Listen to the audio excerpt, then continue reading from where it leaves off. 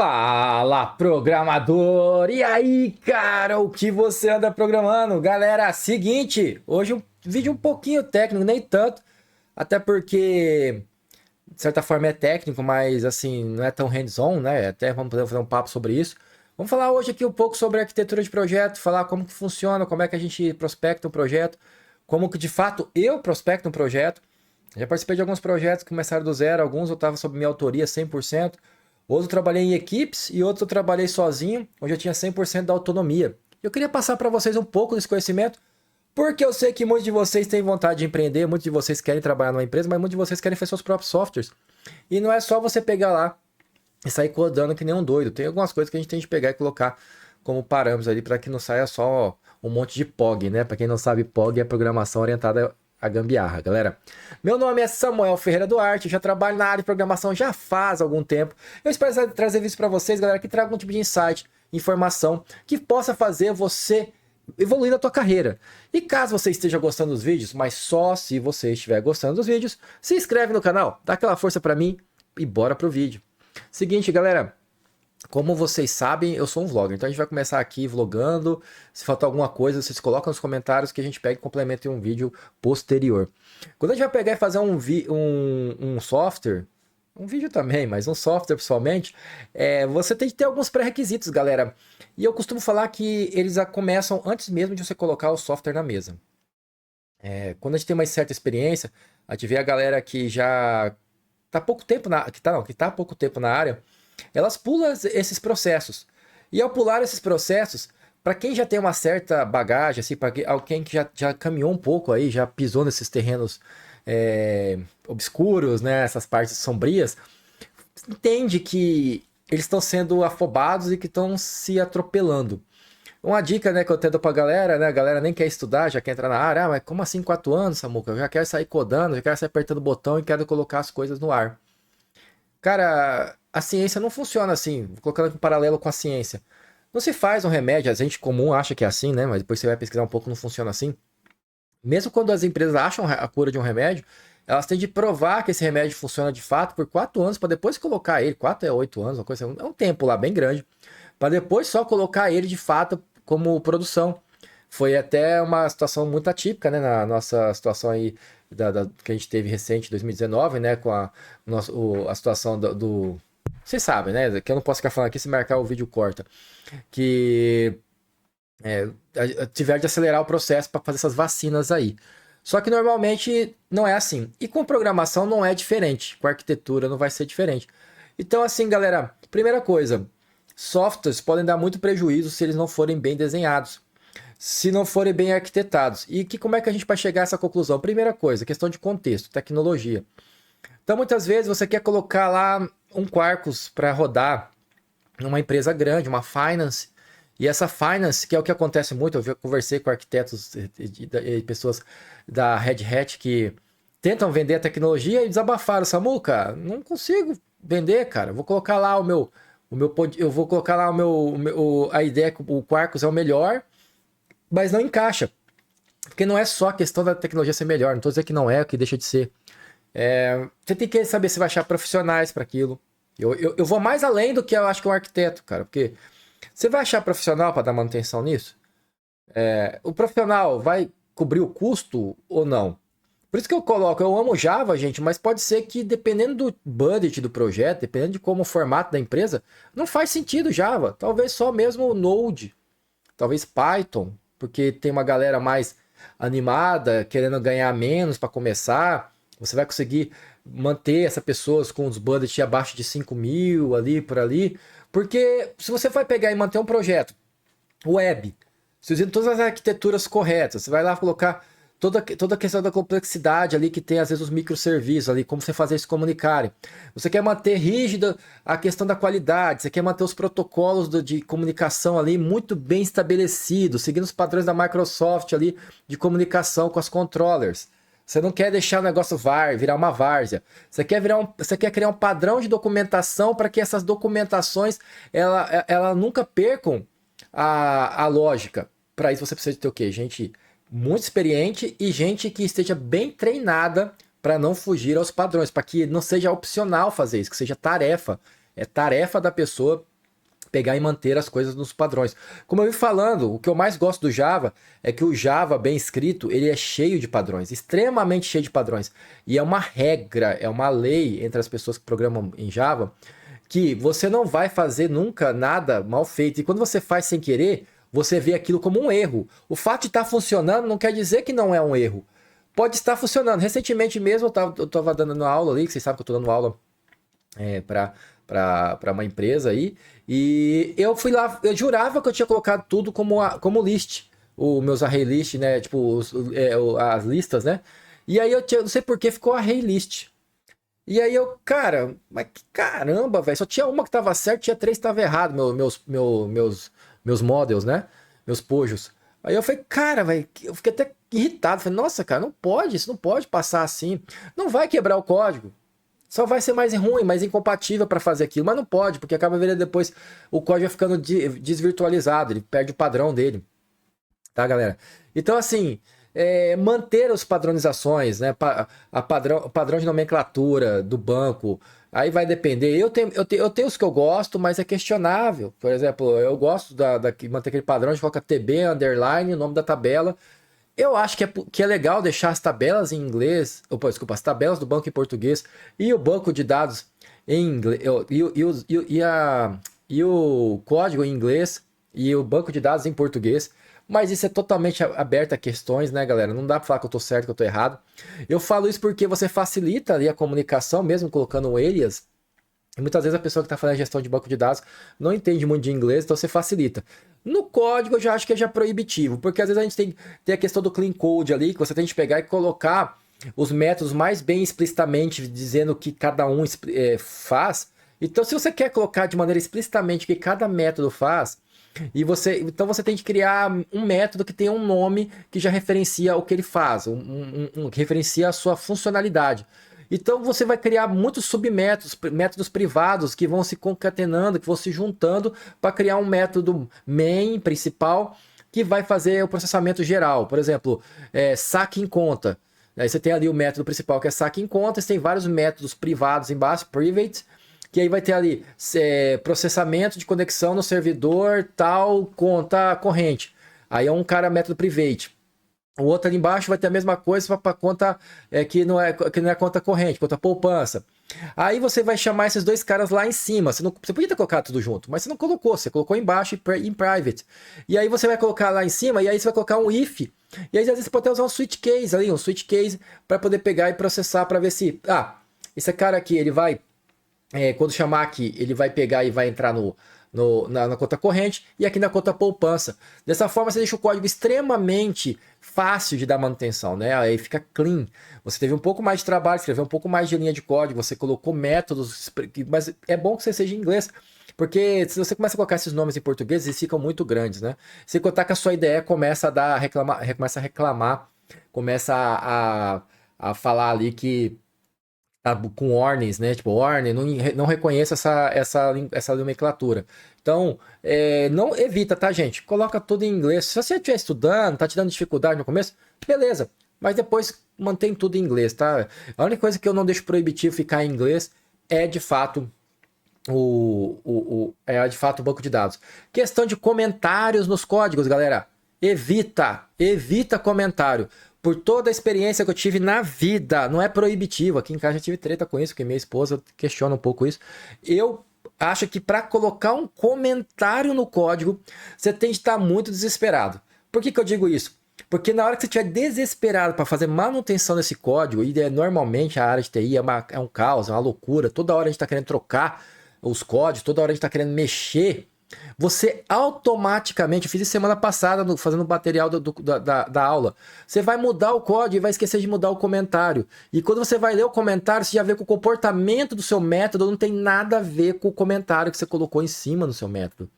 É legal pra caramba quando você já faz... Vamos colocar um paralelo aqui. Se você criar uma API fechada, você tem um time para manter uma API de login, uma API de um utils, vou colocar que seja uma empresa grande, ela tem um finance úteis. Isso tem um time lá de 5 pessoas que mantém aquilo. E essas pessoas, elas não estão com toque de fogo toda hora. Então elas têm lançado releases com manutenções e melhorias. Só que elas não, mas elas não, elas têm tempo para revisar esse código. Ok, você coloca a documentação, você pode colocar até aí contra barra, asterisco, asterisco, espaço, asterisco, contra barra, porque quando você coloca desse formato, ao passar o mouse por cima do seu método, seja lá na declaração, lá em cima, você consegue ler a documentação que está embaixo. Isso sim, ajuda, fica igual os Commons Langs, Apache Commons Langs e outras coisas que feitas pela Apache, fica maravilhoso. Então eu aconselho, se for fazer documentação, seja em código, né? Seja quando você fazer uma API fechada. Se você trabalha numa empresa, você tem times, tem um time que sustenta o projeto. Esse time que sustenta o projeto, você começa a colocar comentário, cara. Tá começando a jogar sujeira no código. Essa é a minha visão. Minha visão. Não tô falando que eu sou o dono da razão, mas essa é a minha visão. Agora, se é um time de sustentação, como eu já vi algumas grandes empresas que eu trabalhei, que tinha um time só para fazer a ferramenta, algumas partes da ferramenta, esse time pode, porque ele vai criar mecanismos facilitadores para que as pessoas vão usar o seu software no futuro dentro da própria empresa. E aí, se esse código estiver errado, estiver mal comentado, vai ficar comum para todo mundo, porque é um software de uso interno. Vocês estão entendendo? De uso interno. E aí a gente vai reclamar, abrir um chamado para que o time lá específico que cria as ferramentas ajuste aquilo. Aí faz sentido, porque não vai passar batido. É diferente de quando você vai fazer um código que ninguém vai validar, ninguém mais vai estar usando aquele código, a não ser você, e que talvez outra pessoa, quando voltar nessa parte do código, ela já não vai mais fazer sentido nenhum aquele comentário, vai atrapalhar mais do que vai ajudar. Eu acho que a melhor técnica que a gente pode ter em questão de código é quebrar, fragmentar ele o máximo possível dentro da própria classe, se fizer sentido contextual, se a classe ainda fizer sentido como contexto. Você vai pegar e vai desenhar ali toda a aplicação ali, a parte do código ali, para que ele seja extremamente visual. O que você vai ganhar com isso? Desempenho na hora da manutenção, velocidade, seja um sênior, um pleno ou um júnior. Se tiver bem desenhado o teu código, bem arquitetado, seu código vai ser fácil da manutenção. Se o teu código é difícil da manutenção, é porque o teu código não presta. Simples assim. Eu sempre falo isso, é meio grosseiro falar, mas é verdade, galera. Tive vivências disso na minha carreira. Pessoas que eu vi que tinha uma inteligência muito acima do normal, que quando viram meu código, e não estou me exibindo, mas foi isso que aconteceu de fato, a pessoa olhou meu código e exatamente em menos de 30 segundos ele conseguiu ler e ver o que estava faltando e começou a codar a partir do meu código. Ele estava entrando no mesmo dia na empresa que eu estava trabalhando com ele, que era uma finance. Né? E esse mesmo cara, depois de 3 meses, quando se separou da gente e foi para outro projeto, colocaram ele para fazer uma parte do login, e o login tinha 15 mil linhas, 15 mil linhas numa classe, cara, numa classe de 15 mil linhas, que coisa horrível. E aí, infelizmente, aquilo era ainda visto como uma coisa incrível, porque o arquiteto que tinha feito aquilo era muito bem visto, era o cara mais conhecido lá dentro da empresa, tudo bem, não tô falando mal do cara, mas eu teria vergonha de fazer uma classe de 15 mil linhas. Porque se você faz uma classe de 15 mil linhas, eu tenho de imaginar que ela nunca vai ser mais modificada. Porque toda vez que alguém modificar essa classe, toda vez que alguém colocar alguma coisa, implementar, ela tem um risco gigantesco de quebrar. Um risco gigantesco de perder sua regra de negócio. Um risco gigantesco de ficar com uma falha de segurança.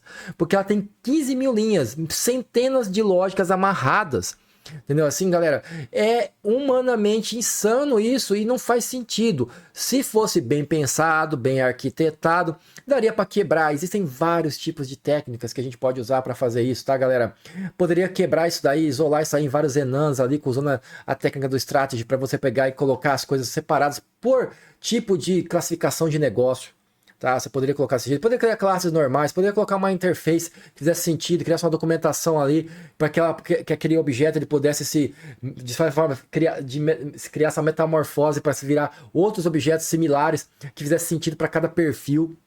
Então assim, criar formas de fazer teria várias. Poderia criar ele já como generics, já pensando já que isso aqui ia crescer com o tempo. Então você vai criar ali colocando já que a classe, a parte que possivelmente pode aumentar, que é os perfis, que você já vê na hora que você está dizendo a classe, você consegue entender que aquela parte específica ela pode crescer, porque é uma parte que estamos assim hoje porque temos esse tipo de setor, mas amanhã pode aumentar os setores da empresa, então eu posso aumentar. Se deixar chumbado aquilo, sempre vai dar trabalho. Ou até melhor, cara, vamos fazer isso via banco. A gente cria a lógica aqui, só que com registro de banco, no registro do banco, e com o property, se você quiser deixar o negócio um pouco mais seguro, Você vai lá e coloca dentro do banco de dados com properties, você consegue chumbar ali, consegue travar ali, e você não precisa girar uma nova release, você não precisa gerar uma nova esteira, fazer todo o processo de deploy, teste, da parte daí dos testers, do QA, para poder fazer uma simples implementação.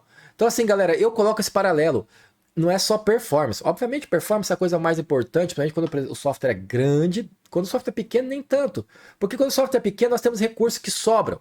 Quando o software é muito pequeno, sobra recurso. Por mais que você coloque uma máquina de 2 GB, dependendo da tecnologia que você usar, da linguagem que você usar, da forma como você coda, que seja certo ou errado, sempre vai sobrar recurso, dependendo das requisições e quantidade de usuários.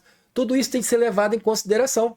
Né? Agora, se você tem um sistema realmente que é crítico, que tem uma carga de dados muito grande, muitas pessoas acessando, você tem de voltar mais para o lado da memória, até entender o que está acontecendo ali, o estado da memória, o quanto você está colocando de atributos, o quanto você está sobrecarregando essa classe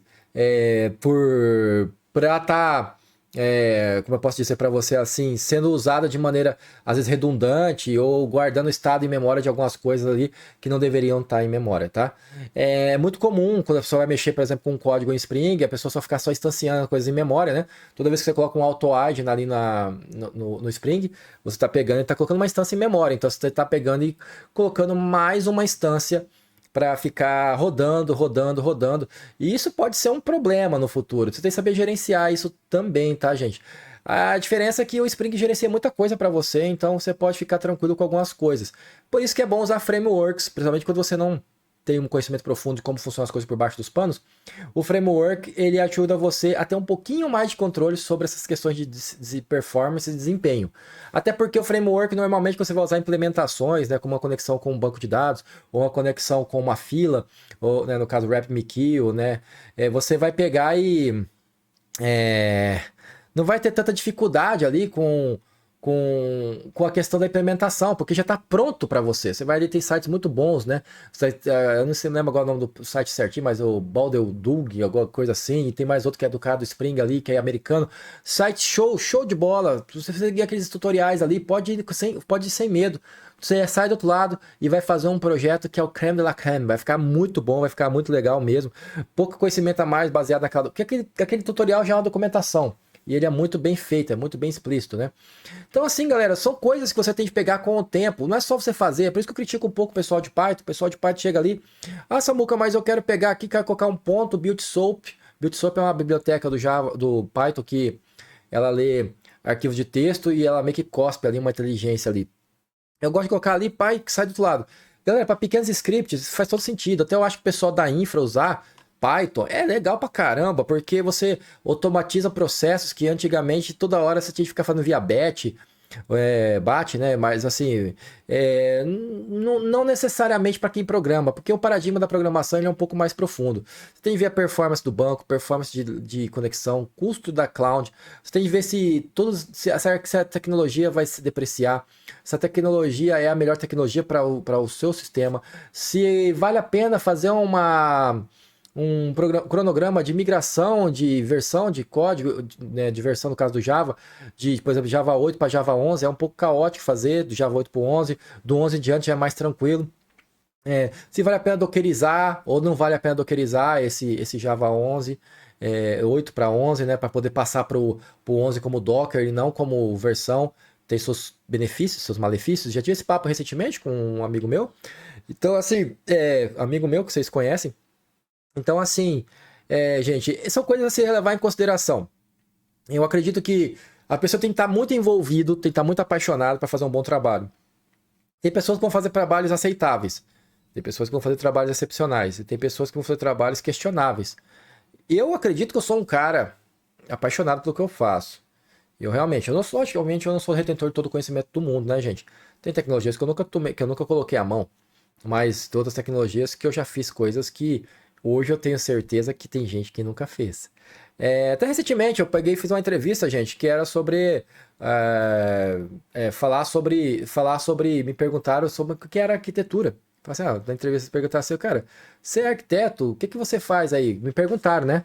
E aí eu peguei e falei, cara, eu acredito que o arquiteto faz isso que eu falei para vocês aqui, né? Me perguntado para mim, né? Assim, né? Me perguntaram se eu que eu achava, né? Até porque na Lambda, né, a gente faz esse papel, faz, na verdade, faz até mais, porque, bom, a gente tem que fazer tudo, né? Vai da parte da venda, pré-venda, design da aplicação, convencer o cliente que a gente tá no jogo ali, que a gente tá fazendo a coisa bem feita e fazer o cliente entender que a gente tá fazendo o melhor por ele, né? Que não estamos só querendo empurrar para ele uma venda qualquer.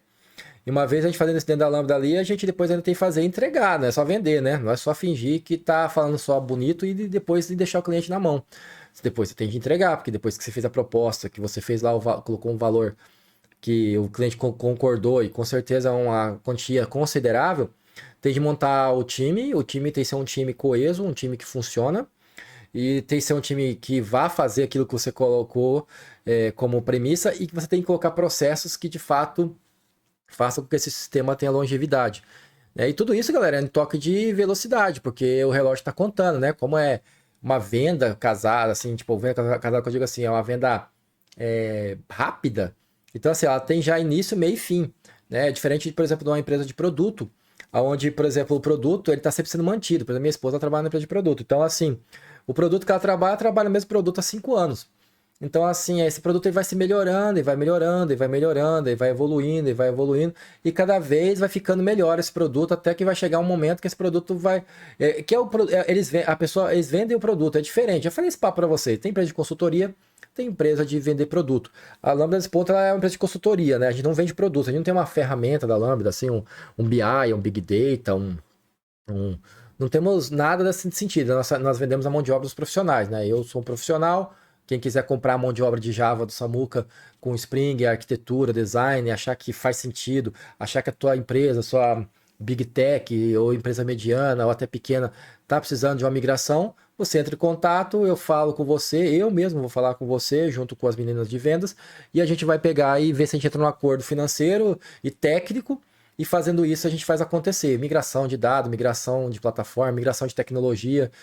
Uma única coisa, galera, que é bem legal também, eu falo um pouco sobre a Lambda, é que é a questão da ética, né? E por isso que eu me amarrei bastante com isso, porque eu gosto bastante dessa questão da ética da Lambda. Eu jamais iria pegar e falar, entrar aqui, se chegasse um cliente aqui, seja do canal ou fora do canal, já apareceu gente do canal lá na Lambda, que eu perguntei aqui, chegou lá, né? Um rapaz, né, do frigorífico de Goiás, até manda um salve aí, se estiver assistindo o vídeo, coloca aí nos comentários, fala, sou eu, Samuca, sou eu. E assim, cara,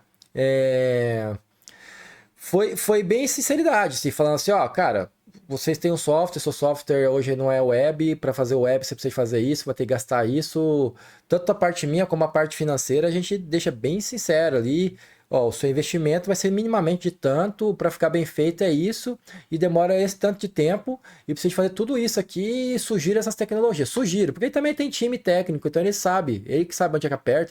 Fala, não, Samuca, eu quero porque eu quero usar Quarkus. Eu falei, cara, nesse momento mesmo, nesse projeto eu falei, não use Quarkus. Eu falei, por quê, Samuca?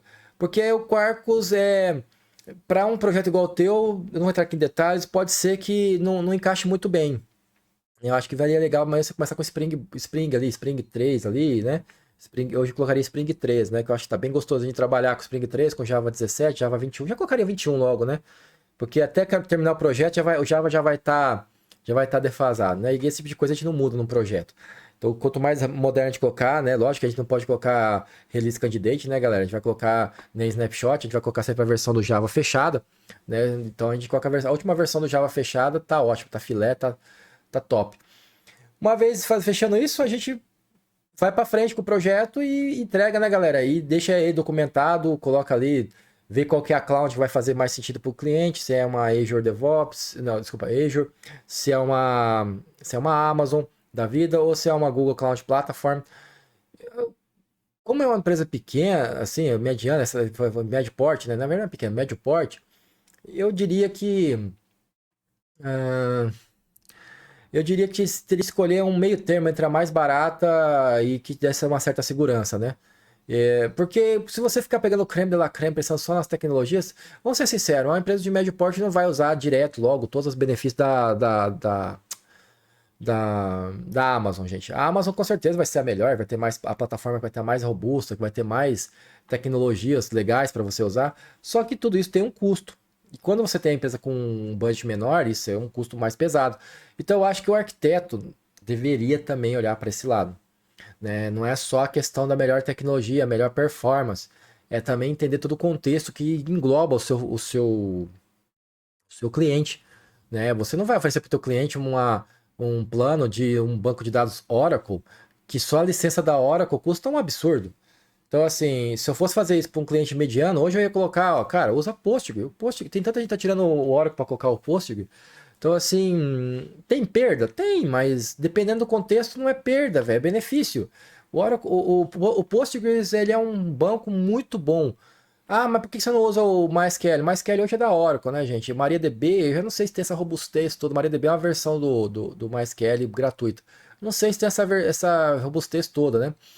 E eu diria que hoje, para banco relacional, o melhor banco para a gente colocar ali vai ser o Postgre, cara. Eu levanto essa bandeira, eu levanto totalmente essa bandeira.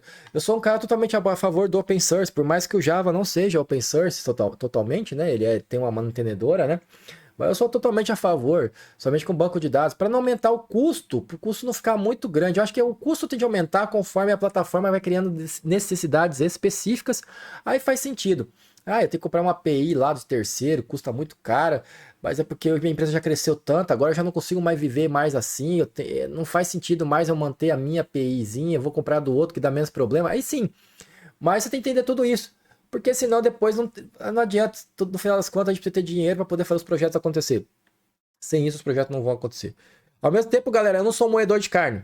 Eu vejo muitos no mercado aí também. Quero fazer uma crítica aqui no final, quem ficou até o final. Que o que a gente vê é a gente querer vender a todo custo. É CQC, é a qualquer custo, né? E aí, isso aí, cara, tem muito no mercado, tá? O cara é agressivo, o cara só quer vender, vender, vender, vender, vender ou vender.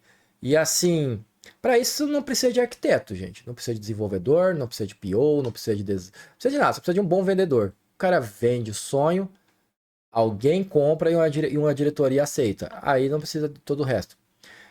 Como você entender se a empresa é uma empresa saudável, você coloca isso sem polêmica nenhuma, mas você sabe que eu sou bem sincero, sem filtro. Qualquer empresa saudável não tem muita rotatividade de pessoas, principalmente cargos baixos, mas também dos altos. Quando a empresa tem muita rotatividade, levanta um alerta, porque pode ser que os processos ainda estão se moldando, ainda estão se melhorando. Não que ela não vai ficar boa, gente. A tendência é que ela, obrigatoriamente ela tem de ser boa, porque senão ela começa a ter prejuízo, começa a sair toda hora gente, nunca ninguém ficar. Isso é ruim para a empresa, não é bom. Nenhuma empresa quer isso. Só que algumas pessoas, toda empresa, principalmente quando ela começa a ficar muito grande, ela tem que ter o tempo de maturação dela, o tempo para ela entender que ela está tendo prejuízo por ela não estar enxergando o óbvio para algumas coisas. Que é, por exemplo, dar mais voz para algumas pessoas e também ser um pouco mais 360, né? Eu sempre coloco isso aqui como uma coisa crucial para uma empresa evoluir. O feedback 360. Só que para isso você tem que quebrar a barreira de muitas camadas de gestão, né? Que estejam dispostas a aceitar receber uma crítica em 360. Porque no feedback 360, o de baixo critica o de cima critica o de baixo. É uma coisa mais aberta. Se criticar não quer dizer que você vai ser ouvido de fato, mas pelo menos isso pode incomodar muitas pessoas, principalmente que estão em cargos de muito status, né? Chegar ali o cara, cara, eu acho que aqui é ruim porque sempre colocam um banco de dados tal e eu acho que esse banco de dados não vai funcionar e esse banco de dados no futuro vai dar problema. E aí depois chega, depois de 6 meses, dá problema, porque o funcionário acertou na sorte ou porque ele tinha um contato lá, numa amizade dele lá, que ele realmente sabia. E aí o cara vai ficar puto, pô, cara, você viu lá, ó. Então, assim, isso pode gerar um monte de problema, fofoca, beleza, ok? Mas eu acho que é um ponto a se levar quando você pensa em ter um ambiente que as pessoas queiram proteger, que as pessoas não queiram perder, né? Que as pessoas queiram continuar fazendo parte desse processo. Galera, esse é o vídeo que eu trazer para vocês hoje. Com certeza faltou partes aqui, não falei questão de documentação. Posso fazer uma parte 2 se vocês gostaram desse vídeo. Posso deixar por aqui mesmo se vocês acharem que o vídeo ficou uma porcaria. Foi um vídeo que eu fiz assim, meio que por cima. Falei do que minhas visões assim, sem fazer pauta. Quem sabe que eu não faço pauta nenhuma. Falo o que vem na minha cabeça.